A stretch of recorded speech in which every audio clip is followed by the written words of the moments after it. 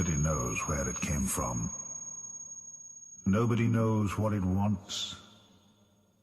There are theories, and then there is the legend. Nemesis comes from another dimension. A dimension beyond our imagination. Its tragedy is that it has no home. It has suffered rejection throughout the solar system. It could not communicate or make itself understood.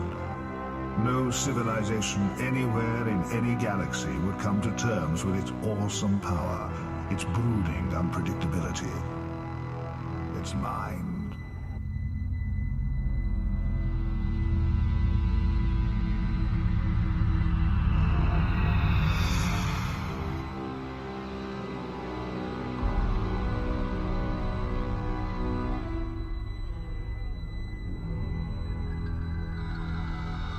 Bewildered and afraid, mentally tortured by not knowing its origins, people turned against it.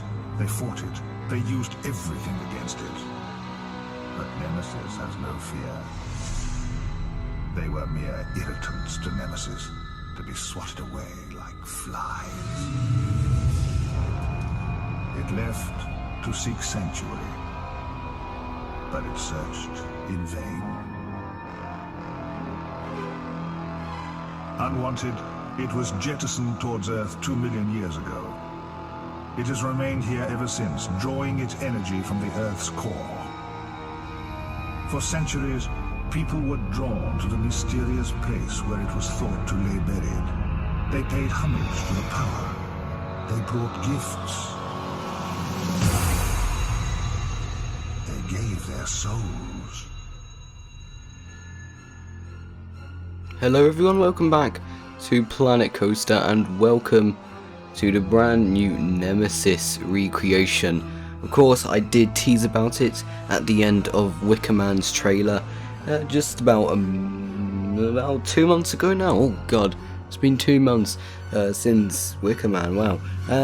Actually, yeah, before I start this episode, welcome all the new subscribers that came from Variable Gaming's video. I did get quite a big spike, so yeah, welcome to the channel everyone. This is how we normally do the videos on this channel. You get a cinematic at the start and then you get the time lapse with my voiceover over. That did not make sense, voiceover over. Yeah, now of course I haven't done a voiceover for quite a while now, so sorry. I think the last video I did, which was episode 3 of Lake Willis, I don't think I was feeling that well at that time, so I didn't do a voiceover. Sorry if you do like the voiceover. I did get quite a few comments saying, you know, please do the voiceover. Yeah, I haven't actually been on Planet Coaster in a couple weeks actually, and the main reason for that is just I haven't really been motivated to actually do anything in Lake Willis. I want to get Lake Willis done. I want this to be a park that I will complete, but I just wasn't really motivated. I didn't have any creative ideas for Lake Willis at the moment, so I thought, well, I teased Nemesis at the end of Wicker Man, so let's just start Nemesis. Yeah, so of course, for those of you who do not know, Nemesis is a B&M invert that opened at Alton Towers in 1994. Of course, that makes it about 25 years old now, and it is still an amazing coaster for 25 years. Like, Jesus. I think Nemesis is actually rated as the best in B&M invert in the world by the Golden Ticket Awards. I think it's always been ranked the best B&M invert, but yeah, see, and that's just what the thing with Nemesis. Personally, if you were to ask me, is Nemesis the best coaster on Towers? Personally, I would say no, because I actually think Wicker Man is the best coaster at Towers. I absolutely love Wicker Man. And yeah, but anyway, that's enough talk about the actual coaster in real life. Let's talk about what's going on in the game. So right now, you know, I'm just, of course, I did all the ride plans on the billboards, and of course, as always, using Operator's tutorial for that. I will leave a link in the description to his floor plan tutorial. If you want to make your own Planet Coaster recreations, his floor plan tutorial does ensure that you get it completely one-to-one, because Planet Coaster scale isn't very accurate to a life scale, but yeah, Operata's tutorial really does help with getting it to one-to-one. So I will leave a link in the description to that. But yeah, of course, just doing a lift hill, and this has to be the hardest layout I've ever done, because the problem is, you got two problems with this recreation that I've got so far. A, it's in a massive pit, and yeah, Wickerman was kind of in a pit as well, but not as much as Nemesis. For those of you who've seen Nemesis in real life, you would know the pit is humongous. You don't really get the feeling of how big it actually is on cameras or videos. I feel like only people who've actually been on Nemesis and have actually seen it in real life have an idea of how big the pit actually is, because you see it on photos and videos and it's like, oh, it's in a pit, that's cool, but then you actually go there in real life and it's really deep. It is a massive pit when you actually see it in real life. But yeah, of course, that being said, I really wanted to get this layout quite accurate. I feel like Wickerman's layout was accurate enough, but there was some stuff on Wickerman's layout, that still just wasn't accurate. If you get what I mean. I think the first turn into Big Bob should have raised in height a bit more. Sorry if you can hear a dog barking in the background. My window's open right now because it's quite hot in the UK at the moment. But yeah, so I really want to get this layout accurate, and a lot of it is going to be this trial and error. You'll see me doing it now, where it's just placing track down and then removing it all because I've done it wrong. And I was actually in a call with Alex, my friend Alex at the time, who was on, he went on to Sony forums telling me the heights, and then of course, as you just saw there, I've gone all the way back to the start of the lift hill. I just want it to be accurate. I really want it to be accurate. So that's problem number one of Nemesis, that is really terrainy and it's in a massive pit. Problem number two, because it was built in 1994, there aren't really a lot of digital plans for it, and what I mean by that is that the plan that you see on the floor plan in Planet Coaster right now was the only one I could find, which is quite annoying. And because it was done in 1994, there's no digital plans, which means I had to put up with pictures of the plans, not a digital plan, but pictures of the plan, and because of that you can't really make out the heights.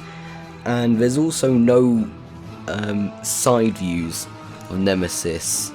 There's no side view plans, so I can't even get the heights of the individual pieces, not the individual, but the individual parts, like I did with Saw and Wickerman. They both have side view plans and with height markers on them, and so it made it much easier to tell how high up a piece of track goes and how low a piece of track goes. But with Nemesis, couldn't find anything on that. If you do actually have that, like a side view of Nemesis with height markers,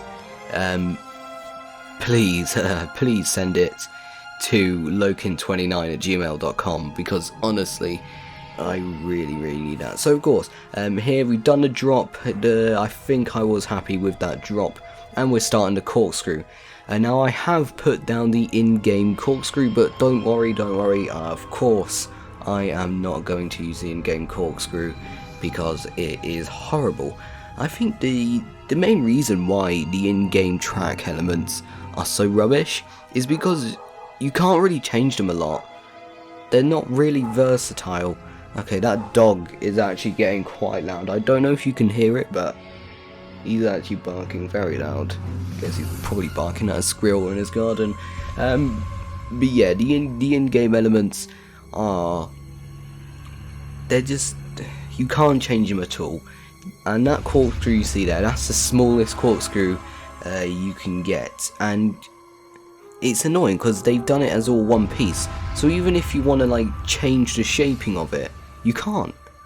And so yeah, so what I've done is I've put it down as a template, and then I've actually made my own corkscrew using the 4-meter track method, and then of course you can see me here smoothing it out. And actually the corkscrew is an interesting part of Nemesis in my opinion, and the main reason for that is basically because it's not a smooth corkscrew. It goes into the corkscrew quite gradually, and then it snaps over at the top. You can see this on like off-ride POVs. You can see it enters the corkscrew, and then when it gets to the top, it snaps over the inversion. It doesn't go through the inversion smoothly. It snaps over it. You know, it's quite a quick, snappy transition, and it's really something I wanted to get in Planet Coaster. But unfortunately, you can't get it perfect, mainly because of the 4-meter smoothing tool I use, and yeah, because of that, the way the 4-meter smoothing tool works, it just smooths the entire track section, so that snappy transition is gone really. I do try to amend it after I've done the smoothing, but yeah, it just didn't really work out very well. I am gonna go back into the game and try and properly get it as a snappy inversion, because that's how it is in real life really, and so it should be like that in Planet Coaster. Now of course here I've done all the smoothing on the drop and a corkscrew, so it's time to start the helix. Now this is also a part where it's quite interesting really, because to many this seems like a normal helix, but this helix actually goes right down. I don't think it goes right down to the bottom, but it does go down quite a bit. Then apparently to the Alton Tower staff, this helix is known as the monorail loop, when it's not even a loop, so I don't know. But yeah, so and something I didn't actually know about this helix is, when I was in the call with Alex at the time, he was looking on the forums, and apparently this helix is a full 90 is full on banked at 90 degrees, which is quite interesting. I didn't know it was a full 90 degree bank. I generally did not know that. I thought it was only about 75 to 80 degree bank. It generally doesn't look 90 in real life or on pictures or anything, but apparently it is, so yeah. And also he was talking about maybe doing the Blood River. The thing is, I just don't know how to do a Blood River in Planet Coaster. If you do want to see me attempt to do a Blood River, please put it down in the comments and I will try. Because it currently in real life it's just normal water, it's just normal flowing water, normal waterfalls. But yeah, it used to be a Blood River. They used to put red food colouring in there, but apparently they're not allowed to do it anymore for environmental reasons. Don't really know what those environmental reasons are. Maybe it affects like some wildlife around there or something, I don't know. But you know, rules are rules, and you do have to remember Alton Towers is in a conservation area, so they have to respect that. But yeah, of course here, deleting all that track again, because at the time I didn't think it was right apparently. And this, I really want to get this recreation right. I want to get it really accurate, and it's going to be a challenge. Personally, I don't think this will be as big a challenge as Saw or Stealth, but it's no, hang on, I'm not making sense there. I mean it will be a bigger challenge than Saw and Stealth and Wicker Man. And yes, Wicker Man does have Big Bob, and that was a nightmare to build. Big Bob took me like 3 weeks, I think, when I first started the project.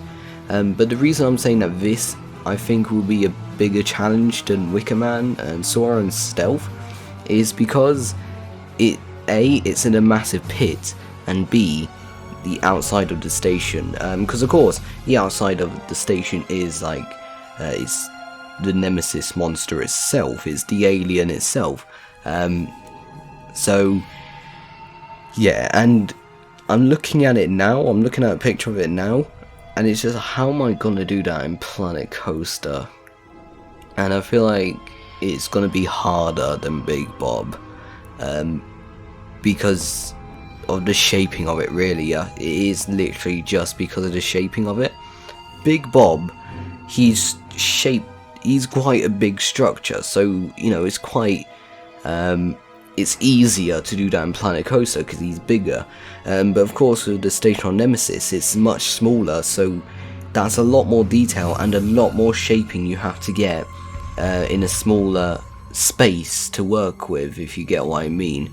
But yeah, of course, now I have turned the banking offset to a negative banking offset, because this is how B&M do their invert 0G rolls. They put them on they put them on negative banking offset, and this is the only true heartline on a B&M invert or flying coaster, I think, because on all the other elements and transitions they use positive banking offset, which doesn't actually follow the heartline of the train. So yeah, anyway, but yeah, and this is where I end the track. This is where I say, right, yep, that's enough now. I am definitely going to go back into Planet Coaster and redo that 0G roll, because from some angles it doesn't look right. It just does not look right at all, and I feel like it does need to be up just a little bit, because whilst it really does get close to the station, I don't think it gets that close to the station, so I am going to mend that, of course. But yeah, so here's the end of the video now. So thank you all very much for watching, and I'll see you in the next episode, whether it be Lake Willis or Wicker Man. So yeah, goodbye.